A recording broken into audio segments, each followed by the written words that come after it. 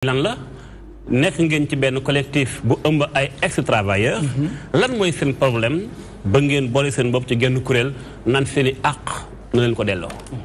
salaamaaleykum maa ngi leen di nuyu ku nekk sa tur ak sa sant. di rafetlu invitation bi. merci ndax vraiment lii dafa neex. tombeek sa anniversaire. waaw mu tombeek sama anniversaire. macha allah may ñaanal kër gi. vraiment fu ñu njort yàlla na leen yàlla yóbbu fi nga xam ne vraiment kawe na seen njort mu nekk sama kër waaw fi moom dama fee bokk ndax balaa moo fiy jógee dinaa wax li tax ma ne dama fee bokk inchallah voilà jaajëf bon donc ce problème bon pour sénégalais yi c'est que boo gisee tey opportunité bi ngeen ñu may ci plateau bi c'est pour sénégalais xam parce que parfois liñ naan nit di nga ko fekk sax muy wax ñu yaakaar ni soit dafa am li ko dal comme licenciement moo tax mu ñëw or que y a des histoires yoo xam ne dafay dépasser licenciement bon affaire bi c'est-à-dire dafa am ay tubaab comme benn histoire la boo xam ne Bouygues Offshore boo lañ koy dégg ñu ko gën a xam ci Bouygues Télécom lañ ko gën a xamee waaw c'est un nom de famille c'est un nom de famille donc dafa employé woon ay sénégalais yoo xam ne c'était de 1981 en 2002 Bouygues dafa ne dans l'offshore gisatu ci boppam mu def un changement de nom mu def benn fusion avec une entreprise Saipem c'est société anonyme d'exploitation de pétrole maritime ñu créé Saipem SA donc mu jël l'ensemble des travailleurs sénégalais mu ne leen da ngeen di def une continuité ngeen dem xam nga loolu dafay am yoon da koy maye quoi comprendre nga alors continuité ba ñu ko defee en 2004 dafa intégré benn entreprise bu ñu naan Global Petro Project Service AG bon entreprise boobu c'est une unité dans le sien c'est-à-dire équipe la mais dañuy génne dafa mel ni génne Modou Mbacké ak Nicolas ak soxna si ne leen gérer leen gars yi genre société écran lay nekk mais comme on dit ñun amul problème parce qu'on pouvait poursuivre l'affaire depuis période boobu comme on était des actionnaires dans ces entreprises mais dañu bàyyi mu dem les relations se poursuivaient normalement jusqu'en 2015 à la découverte du gaz pétrole du Sénégal. Alors, il voulait venir dans ce pays sans intermédiaire. Parce que bëgguñu tey renseignements généraux wala l'État ne ñii kan moo leen xam ku mel ni Diédhiou war naa xam arrière entreprise bi ñu ne on va éliminer tous les 91 travailleurs sénégalais. Ah bon 91 travailleurs sénégalais ñu licencier leen abusivement sans droit sans suite. En 2015. En 2015, à la découverte du gaz Sénégal. Et du pétrole. Et du pétrole. Parce que Bobo, il voulait entrer dans ce pays sans intermédiaire. Ok. C'est pour cela que je m'ai indexé direct le président de la République. Parce que, période Bobo muy xew, parce que dafa am lu ñu wax. Dañu ne ànd dafa dagan tas dagan. Bien sûr. yaa ngi dégg l'initiative d'une séparation est un droit reconnu à chaque partie à condition que les droits de l'autre partie soient respectés conformément par des lois et des règlements dictés par des lois ndax moom sàmm na loi yooyu sàmmu ci dara comment lu mu def comme violation 33 ans de service ñu def une lettre de licenciement bind ko nañu l'entreprise n'a plus besoin de votre service allez chercher d'autres choses ñu ngi leen di ñaanal yàlla na ngeen egg ak jàmm ak salaam. Allez chercher ailleurs. Ailleurs. léegi lii mooy sa licenciement. loolu mooy lettre de licenciement bi. alors léegi ba ñu xoolee loolu. on a resté un temps. pour déglu parce que comme li ñu wax ànd dagan na tas du dagg bi. ànd day dagan tas dagan. bien sûr ñu nangu loolu. mais à condition. à condition. léegi ba ñu toogee di xaar condition bi déglu. justement waay. toog di xaar condition bi gisuñu dara. ñu saisir un avocat. waay. ba ñu demee da ngeen toog ban délai quelques mois quelques années. presque toog nañu ay 4 5 6 mois. ok sans réagir compte yi dara dugg fa. kon ñu ne am na lu xew. parce que non seulement parce que comme li ñuy wax rek. c'est-à-dire man damay naan man mun naa xeeb suma bopp. mais ñii di incarner suñu institution waruñu xeeb suñu bopp. waruñu xeeb seen bopp. parce que teguñu fa seen bopp. mooy la juridiction le pouvoir présidentiel. ak l'assemblée. c'est-à-dire ñooñu nekk lan moo tax nga wax loolu da ngaa demoon ci yoon wala lu xew exactement. très bien parce que ba ñu defee ñun dañu saisir un avocat mu dem enrôler un dossier. mais li ñaaw ci affaire bi. parce que c'est un dossier qui a pris de temps. ñaataat avec benn lenteur boo xam ne. qui dit pas son nom. plus de 2 ans et quelques. yaa ngi dégg et dafa am loo xam ne dañ koy nangu. mooy dañ naan la une citation boo ko joxee ñaari parti benn parti bi ñëw beneen bi refuser de déférer à la convocation. La moindre des choses c'est de le condamner par défaut pour refus de déférer à la convocation yoon moo ko wax. si waay. dafa mel ni tey match de football. boo convoqué ñaari équipe. benn bi ñëwul. benn bi ñëwul. équipe bi ñëw sol ay maillots yu bokkul ay godaas yu bokkul laata ngay xool godaas bu bokkul boo présenté équipe bu ñëwul da nga koy forfait. loolu mooy procès bi. léegi nag li waral tribunal nanguwul forfait gars yi. loolu moo ñuul si soow si. parce que dama bind avocat bi ne ko. y a un procès qui a pris de temps. et qui est des renvois répétitifs qui ne dit pas son nom. Un renvoi, c'est à la demande d'un parti. Et il n'y a qu'un seul parti, c'est le mien. Donc on ne peut pas plaindre et demander des renvois. Qui c'est qui demande ces renvois répétitifs? Mënuñu ma tontu ba tey. ba tey tontuwul la. Mais mënuñu ma tontu. léegi danañ ñëwaat ci loolu mais dafa am benn point boobu bëgg naa ñu taxaw tuuti ca mooy bi ngeen leen licencié ci entreprise boobu. Oui. ngeen def fa ñaata at nga ni sax presque 30 ans de carrière. 33 ans 33 ans de service. kon ndax calculer ngeen seen ay ndàmpaay yi nga xamante ni bi entreprise bi amel leen ko. xam ngeen ñaata la toll d'abord. ak seen ay huissier wala lu xew exactement. ok calcul bi muy def egg na ay milliards. parce que c'est du pétrole pour mu bañ a jaaxal kenn. le pétrole mooy lii di yëngu. après bu ñu si duggee ba beneen yoon. dinaa leen wax lu bari parce que am nañ ci expérience. pétrole mooy mbir boo xam ne buñ ko sàmbee buñ ko sàmbee. ñii di nelaw sax dañ leen di fay. pétrole moo mel noonu quoi. mais encore une fois boo gisee tey. ñun affaire bi waxuñu ay waxu droit. parce que lu tuuti la ci affaire bi. c'est-à-dire ñun naka la ñuy sàmbee ba nga xam ne ëllëg suñuy njaboot bu ñu ñëwee. la tubaab bi def Congo. du ko def Sénégal. la mu def maanaam RDC di Brazzaville du ko def Sénégal. la mu def Nigéria du ko def fii. la mu def feneen ak feneen dans l'Afrique parce que dëkk yooyu ñun dañoo assister. plateforme yooyu ngay gis foofu dans le monde entier ñun ñoo ko def. ay sénégalais doomu sénégalais ñoo ko def. kon am ngeen ci xam-xam. mais bu déggoo ma ne la ay doomu sénégalais ñoo ko def. ñun ñooy les cœurs de ces. xam naa loolu beneen débat la boobu daañu am occasion. gën ci xuus mais bu ñu ñëwaatee ci dossier bi nga xam moo leen boole ak seen njaatigéem. seen ex njaatige laa mën a wax quoi seen patron ba woon. fu ngeen toll bi ngeen fekkee dem ngeen ci yoon renvoi dafa am. ok fu seen avocat toll ak dossier bi exactement. voilà léegi ba mu ñëwee c'est-à-dire li ci gën a garaaw. xam nga nee naa la un procès qui a pris de temps. et qui dit pas son nom. lu ngeen ci jot qui dit pas son nom li ñu ci njort mooy. en premier des choses dafa dawal 1 an. mu ne le dossier est irrecevable pour non conciliation. ah bon waaw léegi et puis ci lu ñu xam. une conciliation se fait devant un juge conciliateur. c'est à ce moment que le juge conciliateur va constater la non conciliation. pour mu yóbbu dossier bi à l'audience publique. et tout ça am na.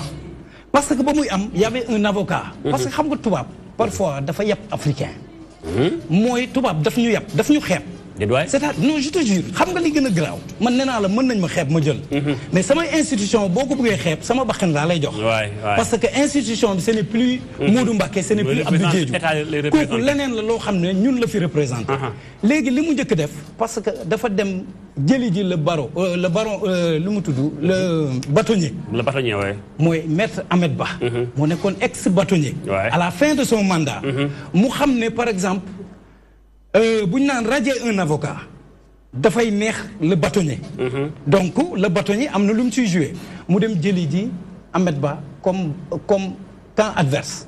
tubaab bi dem jël ko mu constituer dossier bi alors il s'est constitué ba pare effacé léegi ba mu demee ma ne y a un deal parce que c'est un pool d'avocats. parce que avocats yi ñoo toog di naan ataaya. réeroo wu ñu man bu ñu indiloon avocat tubaab dinaa accepter ne y a pas un deal. mais avocat sénégalais boo xam ne ñoom ñoo bokk benn baro nekk fu ñuy nekk di naan ataaya di demalante. lu xew ci dossier bi xamal na ko. kon jàpp ni kon deal moo am ci affaire bi. deal am na ci. mais est-ce que li ngay wax ni te nga ko fu leer ndax itam li ngay accuser ni c'est grave. déedéet non xam nga boo déggee. xam nga dama ne la un premier délibéré. ñu dellu. enrôler un autre dossier. léegi nag li gën a ñaaw. ci délibéré bu mujjee bi. xam nga le tribunal lan la wax. lu mu wax. la preuve de relation du travail n'a pas été établie. ça veut dire que ñun. amuñu benn contrat wonewuñu ni ñun ak ñii daanuñu liggéey. lii mooy contrat bu ma lié ak l'entreprise. est-ce que lii bokk na ci seen dossier bi ngeen taxaw ci lii ça date depuis ma xool. c'est le premier contrat. bi ñu tracé en 2004. ba mu lay naan intégré il intègre une entreprise qui est une unité dans le sien. global ñëw def ak ñun contrat bi c'est dû en français. ñu teg ko ci table juge bi mu jot ko. léegi nag xam nga li ci garaaw mu ne moom gisu ko. ah xam nga dafa am sama maam dafa am lu mu wax nee na ma. gumba bis boo ko yóndee. mu ne la dafa lëndëm bu ma duggee ci néeg bi du ma gis bu lee boo nga dem defi leneen. xam nga gumba bu taxaw ne la néeg bi dafa lëndëm. kooku fas yéeneetul def dara. ñun nag fa lañu jàpp dafa am loo xam ne daf ñoo naqari. mooy tribunal bu ne ñun wanewuñu li war a tax ñu ne ñun ak ñii dañ doon liggéey. te contrat bi mu ngi ci table am. ki di licenciement abusif. contrat bi di relation du travail.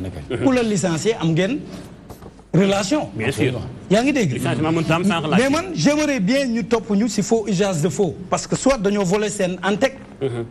parce que lii bu ñu ko defee bu fekkee da nga ne c'est pas lié topp ñu si faux usage de faux. ñun ñu am des accusés de réception. émané par la direction générale. ñoom ñu signé ko ne jot nañu ko. ñu am la communication par la voie de l'huissier de justice. huissier indi signification ñu ne ko am teel juge. ñu ñëwaat des accusés de réception. ñu ñëwaat ñu communiquer leen sur tous les affaires. tegal ko ci table juge bi. mais xanaa ñooñu dem ba signé ne jot nañu bataaxal bi ñu jox bu fekkoon amul lu ñu lié ñun ak ñoom. mais dinañ ñu topp si faux usage de faux. bien sûr léegi nag loolu mooy gàcce bi nga xam ne tey moom la tribunal wax. kan mooy seen avocat. suñu avocat mu ngi tudd maître Camara. maître Camara. oui maître Camara mooy suñu avocat. léegi nee na dafay poursuivre affaire bi en appel. ma ne ko. c'est-à-dire gis nga procès bi ni mu mun a demee. quoi qu'on dise ñun duñ la tere nga dem defi sa appel. mais xam nga li gën a garaaw. ki la daan te ñëwul. waaye bu ñëwee mu gën a métti de. ki la daan te tegu fa tànkam. parce que li mu njëkk wax mooy. stigmatisation man sama der bu weex bi jomb naa di taxaw ay nit ñu ñuul di ma juger sax du ma ko def yóndeewu fa. ah bon yabalu fa. léegi nag complexe boobu moo war a dañ ci dëkk bi. moo tax nga jàpp ni kon yow dafa am rôle boo xam état da ko war a joué wu ko. rôle lu état mooy lan. parce que tey président de la république. dañ ko bind 6 lettres. état dafay war a arbitrer ci jamono. dañ ko bind 6 lettres avec accusé de réception. jot na ko kon. avec accusé de réception. xam nga lu ñu tontu. état buy foo baaxul. c'est malheureux un état. parce que état bi xam nga lu tax lu mu koy xoolee. lu mu leen tontu. d'abord li mu koy xoolee ba pare wax la lu mooy tontu. gis nga garabu kóoni. doo dégg mukk nit ne la maa ngi ci taatu kóoni bi di féexlu. kóoni mooy dafa yàññ. mais keram fële la koy sànni. suñu état noonu la mel. c'est-à-dire du jëriñ askanam. comment ça parce que ba ñu ko bindee 6 lettres. ñoom dañu tontu nañu. le traitement est en cours. monsieur Diédhiou way jot nañ see bataaxal le traitement est en cours saa ñu bindee mu mel ni kuy defal xale. te or que l'affaire est très sérieuse parce que pendant boobu maa ngi naan Macky le président de la République. ñu ngi lay aviser parce que SAIPEM dugg na si mu ngi toog ak Petrosen pour affaire gaz bi. bëgguñu nag am nañu waxee ngeen yaakaar ni dañoo mer. parce que dafa am lu olof di wax. muy nee na salaan garabu salaan. gaaw na jooy loolu waaye boo ko laalul du jooy. justement c'est vrai. gis nga lu mu la wax. donc dafa am loo xam ne boo ko fekk see rek yow yaay tooñ. c'est-à-dire boobu ñu ngi leen di aviser. du question de xaalis loo bëgg xaalis. c'est-à-dire da ngay sàmb sa kanam ba pare. sàmb sa ginnaaw ba mu rafet. parce que transparence la ñuy wax ak état. ñun am nañ yeneen voix porteur de voix la ñu. li may wax Nicolas xam na ko. tey bu ma jógoon Grand Yoff bi dañuy jóg. banlieue dañuy jóg. mais encore duñu utiliser affaire bi pour politique heure bii. mais dañuy aviser état. mu def attention. c'est pas parce que Diédhiou moom xamuma wala rien man li may incarné ci biir Grand Yoff lu rëy la. amul benn politicien. dama ne la de Khalifa Sall bi maire. ba muy ñëw di nekk maire Grand Yoff man maa ko fal. je dis au nom de tous les Grand Yoff ñu may dégg. kon loolu dama ko jël teg ko fële. Khalifa ba mu soxla Grand Yoff ci man la ñëw. mais état tey. ba mu demee ba ñu bind ko. xamal ko ni am na ñu fi dugg si c'était nos ex-employeurs. donc waxal ak ñoom parce que dafa am lu ñu war a jox. parce que mënoo 33 ans de service nga ne ko yoraluma la demal sa yoon. loolu est-ce que bi nga bindee président ay lettres mu tontu ba pare amul benn doxalin bu am solo. non tontu SMS suma portable lañ doon tontu. xam nga yëfu fowukaay. parce que xam nga lu ñu ragaloon. man entamé nañ ma. plateau. fekk may demandé nu mu tudd pour def benn sitting parce que mémorandum bi. dama ne Christophe Bigot le président de la kii nu mu tudd l'ambassadeur de la France. il faut que ma jox ko. mémorandum bi parce que moom moo fa représenté noonu. Auchan ba muy yëngatu fii. nit ñi di ci wax da ci dugg. keroog ba ñuy wax yàlla na ko yàlla yërëm accident bi amoon fii. ba gars yi di affaire u Eiffage bi. moom du dafa génn dugg ci. ana fula sénégalais yi ana fula autorité yi. pourquoi pas lu mel nii ñoom sénégalais yi. ñu dem tëddi ëllëg ñu ñëw pour ñëw soxlawaat suñuy xob. mais dafa mel ni xam nga lu ñuy wax. il faut que nga respecter askan. bien sûr bien sûr c'est la moindre des choses. parce que ñun yelwaanuñu lii ñuy def. xam nga c'est 91 employeurs directs. xam nga ñaata employeurs indirects plus de 2000 employeurs indirects. mais est-ce que dugaloo leen seen bopp ci entre 2005 2006 boobu nga 2004 bi nga doon wax. ne bii société di ñëw di def écran. ngeen jàpp ne rek comme vous êtes actionnaire. graaw parce que ba foofu dara ñaawul. c'est-à-dire salaire yaa ngi tombé à l'heure. yaa ngeen di liggéey yaa ngeen di nangam. mais am na lenn lu xew loo xamante ne. bàyyiwul ci xel voilà bàyyiwul leen ci xel. est-ce que du loolu tey moo leen conduire en erreur ba ngeen toll fii. non c'est-à-dire amul erreur parce que xamul tax kër gi soppiwuñu génnee ñu ne dem leen ci biti ngeen uti ñeneen. ña fa nekk ñëpp ñu ngi ci biir kër gi. mais seen système la. xam nga ñun tubaab yi dañu avisé en 2002. parce que 2002 il y avait que 3 employés c'était les Portugais les Français ak les Sénégalais ñoom la buy ki yoroon. mais comme tubaab ñoom c'est-à-dire ñoom xamuñu nit ñoom xamu lu ñu xam ay institutions. ay lois. ñoom loolu la ñu gëm. ay chiffres ñoom gëmuñu ay kumba am ndey kumba amul ndey mais ba tubaab yi xamee ni ñoom yabuñu seen dëkk. dañu xëcc ñoom employé tubaab yi dédommagé leen seeni action dañ leen dédommagé portugais yi léegi ñoom amatoog ñoom affaire. ñu ne sénégalais yi na nga xam ne. garaawul quoi. seeni dëkk tekkiwuñu dara. parce que seeni njiit yi duñu dara. bàyyi ñu fu ñu dugg ak ñoom rek kenn du ci mun dara. mais ñun ñu jàpp ni. liñ naan buñ la jiinee ngaaga. waay bu ko diwoo ko rek mais bu ko sangoo. ñu nekk yow nga ne bu ko naan. waaw moom nee na diwoo ko te bu ko sangoo. waaw da nga koy diwoo mais bu ko naan aussi bu dee loolu la. bu ko naan. bu ko nangu laa doon wax. d'accord bu ko nangu ba tey. yëpp benn mooy sotti seeg def. ñu dem ak ñoom ba heure boobu mais heure bii ñoom xamatuñu fu ñuy teg seen tànk. parce que jaaxle nañu. mais toujours dafa am ñu nekk ci suuf di leen gëmloo ni coow du jib man nee naa leen dafa am benn heure ultime bu may joxe. conférence de presse dinaa woo adduna bi. ma wax leen ñii ñooy ñan. loolu man maa ko wax. ñii ñan. entreprise bu ma seqal. d'accord c'est-à-dire xam nga lu tax. Saypam. tey nee naa la Saypem bi ngay gis nii. lu xew ci Afrique ñoom ñoo ko def. ah bon. dans quel sens. tous les sens am na loo xam ne mënagum ko prononcer mais dama ne la. gis nga jox ma leen loo xam ne mooy ça va attirer l'attention des menace la. des autorités ndax mer wala loo xam la am ko ci ay information clé. yàlla xam ne gis nga fi ma toog. tey laa gën a nekk ci aise xam nga lan moo ma jaaxal. doomu aadama yi yaakaaroon ci man ndax man am naa sumay pexe. am naa sumay pexe. ndax doomu Sénégal la doomu Casamance la doomu Ndakaaru. nañuy utee ay millions xam naa ko. tey. bu ma état d'accord woon taxaw ñu taxaw. ma dugal ko ay bailleurs yoo xam ne mun nañ ko financer plus de 2000 milliards. li may wax am na ay autorités yoo xam ne. kon da nga am réseau nga bëgg a wax. man am naa. kii bu doon tukki. bu doon ñibbi si tukki. di ñibbi si HLM Padois. ñun guddi googu dañuy waxuma la. seen affaire day baax. waaye dañuy noos. seen affaire day baax te noosu million la maanaam. noos dëgg. saa day ñëw wan nañu yegsi na. wane ko yegsee li muy njëkk def mooy sàmm ay booyam.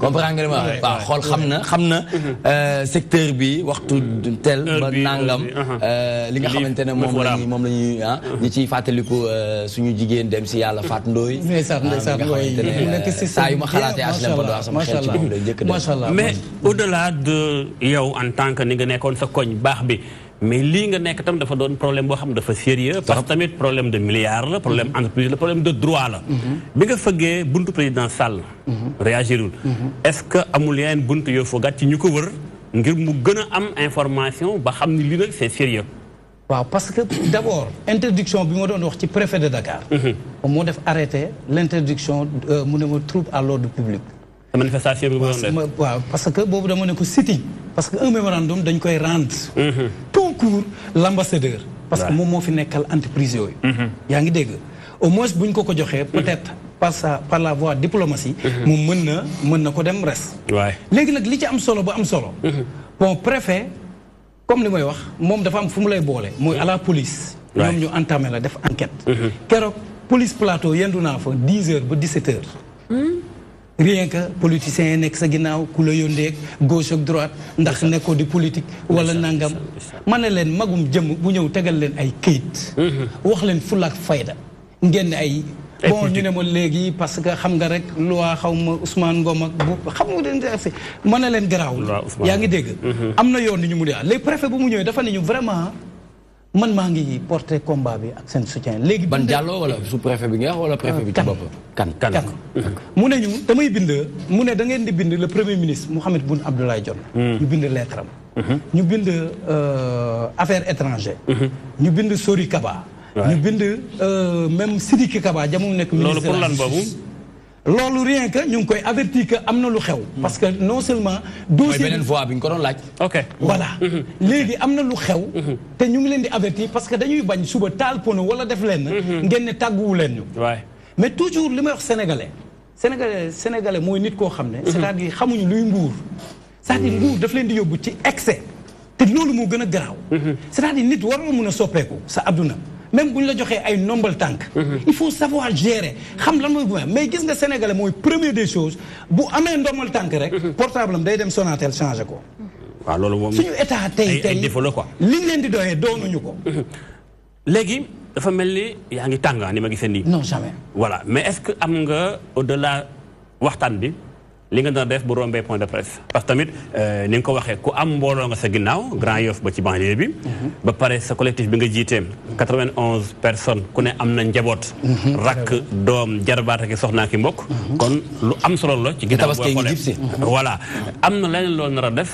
njëkkoon ngaa déposer préavis pour def sitting ñu aaye la ko ci kanam la lu mu war a doon bon li ci kanam xam nga liñ naan jinax day bëri pax te bu ñu xamee foo jëm doo egg waay xam nga lu mu la wax loolu da ngeen ma koy may rek ma denc ko d'accord na ci parce que combat la boo xam ne combat bi mën naa wàccee ma ki bon li may wax nii du caaxaan da ngay menacer wala li ngay wax nii non du menacer damay wax parce que ñun ku fi falu ñoo ko fal nan la dayo bi toll ba nga am sañ-sañ dayo bi xamul tax c'est-à-dire koo xeebal problème am da nga koy tooñ oui ça c'est vrai. yaa ngi dégg parce que xam nga li ñuy wax xam nga parfois boo waxee nii nangam dañ naan woy peut-être luñ ko licencié wala nangam mais c'est loolu c'est détail xam nga lu tax minimum ñun xam nga la moo ñu intéressé c'est-à-dire anam bi ñi gars yi waree dugg waay benn war a dugg mel ni ñoom ils sont neiges dans ce pays te fekk ñu ngi teg parce que dafa am lu ñu naan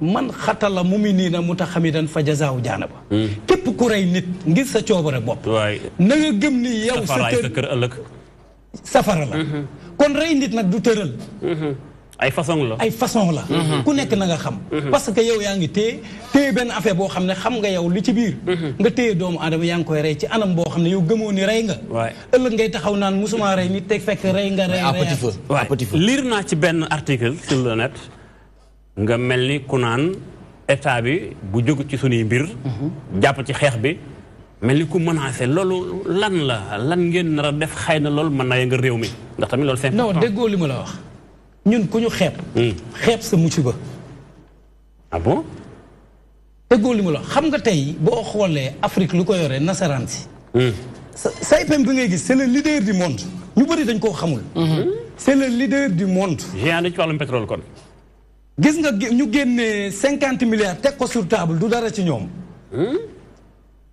mais problème bi xam nga ñun c'est-à-dire ñun dañoo xeeb suñu bopp te man loolu dafa may metti torop parce que dafa am lu may wax toujours damay naan ñun dafa am lu ñu dal am na yoo xam ne ci ADN la gis nga ragal tubaab am na ñoo xam ne si seen maam yi lañ koy doon c'est seen maam ñoo ragaloon tubaab ba nga xam ne xam nga maam ak sët dafa am benn lien boo xam ne en général dañ naan maam day jël sët mais am na ñoo xam ne si seen maam yi lañ ko jëlee ah bon c'est-à-dire dañuy gis tubaab rek yox dañuy netti leen tubaab laajul te loolu il faut que ñu arrêté ko dëkk bi dafa toll fii nga xam ne ñun dañu jël indépendance ay nit ñoo dem taxaw fële ca palais nu mu tudd place de l'indépendance l'Obélisque ñëw taxaw ñu ne bis ñu ko tey moom ngeen seen bopp mais mënuñu moom suñu bopp nii verbal il faut que ñu arrêté loolu dëkk bi dañ ko war a mun a téye tubaab bu fi dugg te am na benn slogan bu gars yi di wax parce que nee nañu tôt ou tard nasaraan si dañuy immigré fii xam nga loolu bu ko nit ñi comprendre actuellement xoolal suñu njaboot yee ngi dem bitim réew di daw di dem tubaab yee ngi daw si di ñëw fii di jënd ay hectares ñu leen di jox suuf si léegi nag ñun ñi dem ñooy mbujee di immigré waat fi ñu dëkk waay mais bu ma gisee ni ngay doxale mbaa da nga nar a dem ba affaire bi nga xam combat la bu jëm ci justice dem ba tourné wu doon combat politique mais si dafa rax politique. comment. dafa rax politique. xam nga boo déggee xam nga politique. vous n'êtes pas politique. politique non attends xam nga su ma nee politique. c'est pas parti politique. parce que amul benn parti bu ma adhéré. Sénégal nañu wër yëpp bu fekkee nit nee na sama turam ci parti yam na wax. parce que man nee naa la dafa am loo xam ne dama koy xeex man suma slogan. jamono bu may jóg di defar Grand Yoff suma gox nit ñemewu foon dox di takk or. dañ doon taxaw ne Grand Yoff buñ ko tuddee rek lu bon lañ ciy teg. man maa doon jóg en 2005 di affronter booy ne leen unir tous les membres sous un même idéal d'entente et de solidarité et d'entraide dans la communauté, de faire naître dans l'esprit des populations le sens de responsabilité et de l'autoprise en charge. Nit day gëm boppam may xeex maire yi di ma xeex parce que yaakaar nañ li may def seen maire yi laa soxla woon mais ba tey mosuñu ma gis ci benn liste parce que boobu tey mbër bu fa yëngu si laa doon gën a yëngu tëgg naa ba tëgg Ibamaar loolu yëpp pour li neexal Grand Yoff jël suma alal dugal ko ci ndawu Grand Yoff fexe ba bandi amatu fa ba ma stopé taxaw si la ñu dugalaat Grand Yoff liste rouge kooku ñeme naa ko ñëpp dégg doomu Grand Yoff yëpp ñu may dégg amul lu ñu def Grand Yoff mbooloo man maa ko créé man maa njëkk affronté xale yi Mariama Niass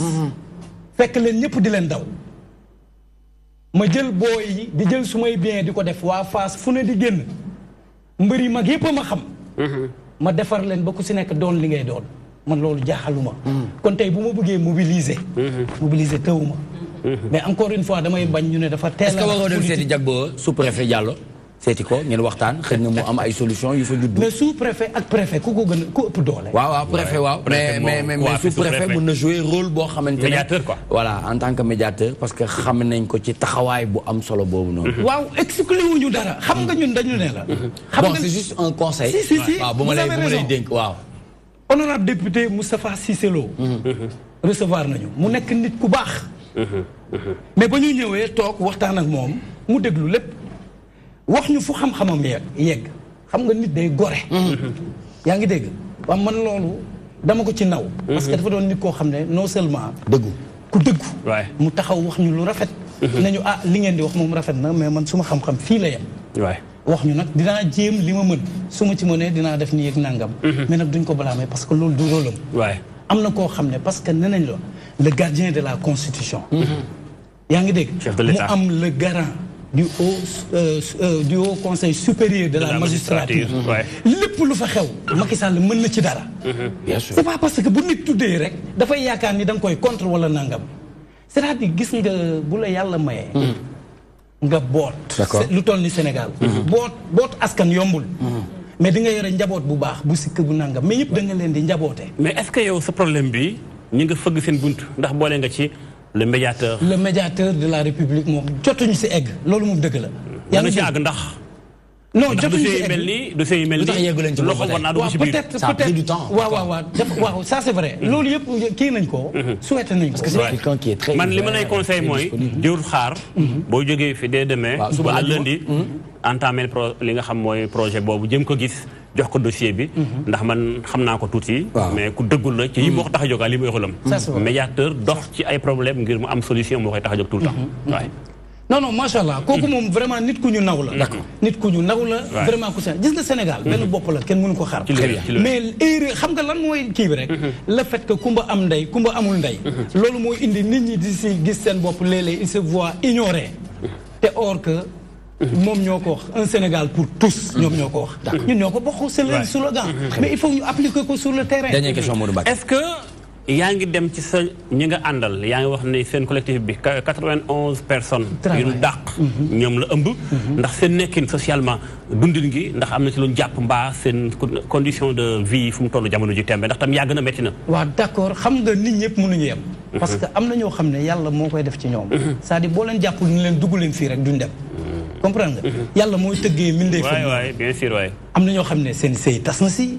non mais du ci ñàkk xam nga parfois dafa am yoo xam ne mënoo ko wax. ñii par exemple keroog ci arrêté bi parce que boo xoolee seen doom yi nekkoon privé ñi jàngatuñu. da ngay obligé dem dugal leen public. parce que yaa ngi dégg besoin primaire yaa ngi taxaw. Sénégal dafa bëri ay événements. am na affaire yu bari nii nangam. xam nga lu la léegi nag yow boo tegee di wax dëgg ñu ne noonu waru ko woon waxee noonu. dafa war a tàngam. moo tax Sénégal waratuñ toll fi nga xam ne. lépp lu ñuy def ci marché bi ngay dem teg ko fa. dafa war a nekk foo xam ne il faut ñu respecter. citoyen bu am carte d'identité sénégalaise. dañu war a xam ne tu es un citoyen. dañ la war a respecter. parce que mais article bee ko wax. tout à fait il faut respecter tout citoyen. mais fii kumba am ndey kumba amul ndey loolu baaxul il faut vraiment. jërëjëf Abdou Diédhiou muy coordonnateur des ex-employés de SAIPEM SA ñu doon waxtaanee SAIPEM SA les employés courent toujours derrière leurs indemnités donc mu nekkoon actualité boo xamante ne ci kanam tuuti du ñàkk ñu dellu si waat ci